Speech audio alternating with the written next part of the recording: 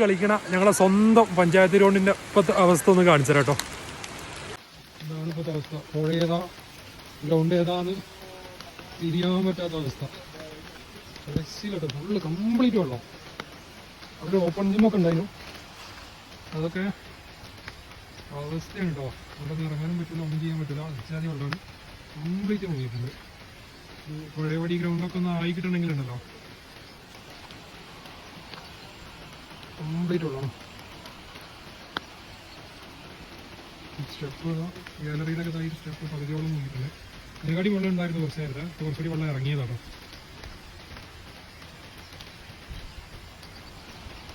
അതാണ് അവസ്ഥ.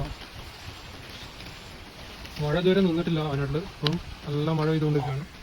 വെള്ളം കൂടാനും പിന്നെയും ഉരുൾ പൊട്ടാനൊക്കെ ചാൻസ് കൂടുതലാണ്. അപ്പോൾ എല്ലാവരും സേഫായിട്ടിരിക്കുക.